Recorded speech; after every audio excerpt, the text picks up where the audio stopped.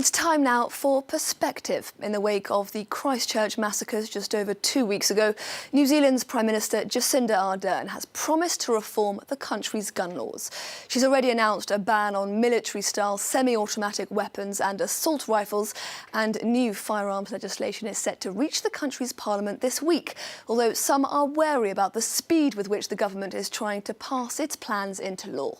Well, to discuss the future of New Zealand's gun laws, we can speak now with Philip Alpers, who's an Australia-based expert in global gun legislation. He's also director of gunpolicy.org, which is a global project of the Sydney School of Public Health. Thank you very much for speaking to us here on France 24. Now, new firearms legislation is set to be introduced to the New Zealand Parliament this week. What exactly does the government want to see changed? Well, it was actually only an hour ago that they announced exactly what they're going to change, at least to begin with, and that is there is a promised ban on all what they call military-style semi-automatics. Now, they're commonly known around the world as assault rifles, and those are completely banned now in New Zealand and will have to be bought back at fair market price from their owners and then destroyed. But also, the more powerful what they call centre-fire semi-automatic firearms, shotguns and rifles, are also going to be completely banned, with some exceptions. But anything that's got more than 5 rounds can fire any more than 5 rounds of ammunition, or can accept a detachable magazine, which makes it capable of doing that, is now completely prohibited, and that will make it impossible in New Zealand to buy the weapons that the mass killer in Christchurch used. Now, Jacinda Ardern has said that the legislation will be passed as a matter of urgency, and that as such it will miss out on the normal public consultation process. There is, as you might imagine, a bit of a backlash to this. 11,000 people signing a petition against doing it this way. What do you think the government should do? Should they listen to these people? They have been listening to these people for 22 years. That's how long. There have been at least 4 official inquiries, police inquiries. A retired justice of the High Court did $1 million report many years ago in '97. They were all ignored because the gun lobby simply overrode. The gun lobby controlled gun policy in New Zealand for many years, and now suddenly they've been outflanked and outpaced, and they can't complain about it happening quickly because they've been delaying it for nearly a quarter of a century. Is there something specific, do you think, about Jacinda Ardern's mode of government that means that this is happening now rather than at any point in the last 20 years?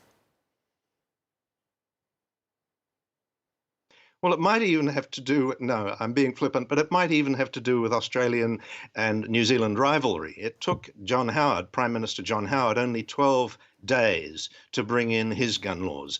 It took Jacinda Ardern 72 hours to announce hers, and it's taken her about the same amount of time, 2 weeks, to really flesh them out and make everybody aware of what's going to happen.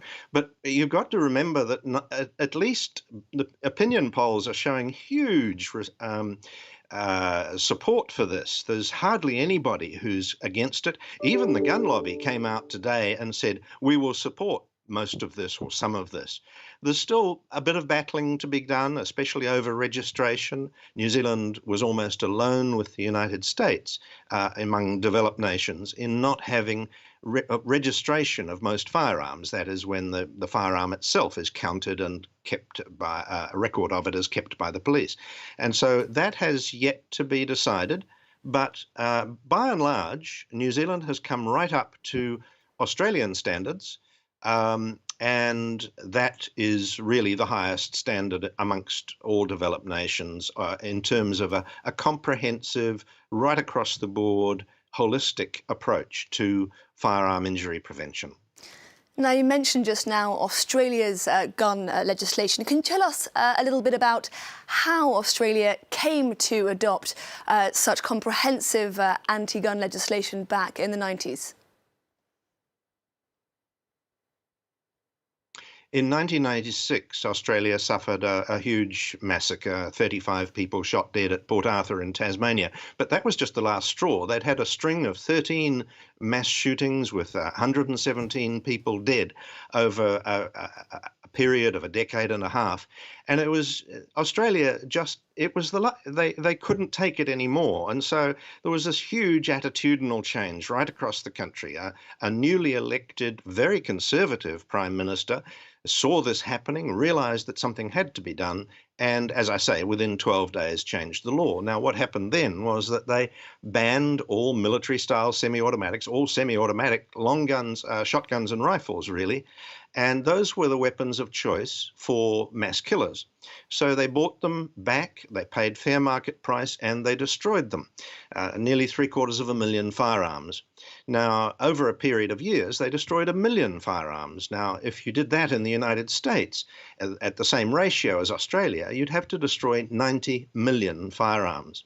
So it was about a third of the gun stock in Australia was destroyed. What happened after that was that the risk of an Australian dying by gunshot dropped by more than 50% and has stayed there for the last 22 years. There's no sign of it going up again.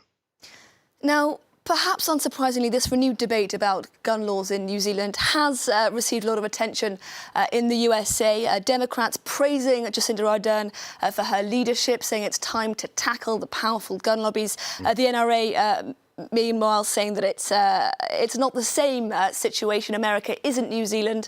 Americans have their right to bear arms protected by the Constitution. What do you think we're likely to see in the US in the coming years as far as gun legislation is concerned? I'm sad to say that this cannot be done in the United States. It's just too big. It's too much for the Americans.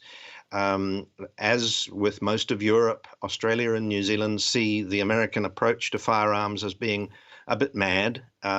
John Howard, the Australian Prime Minister, used to say that his country was determined not to go down the American road with firearms. He said that for 20 years. And Australians agree, and now New Zealanders agree. So they've decided to go in the other direction and to reduce the availability of lethal weapons to their population. So far, that has been a very conspicuous public health success. Philip Alpers, expert in global gun legislation and founder and director of gunpolicy.org. Thank you very much indeed for speaking to us here on France 24. Thank you.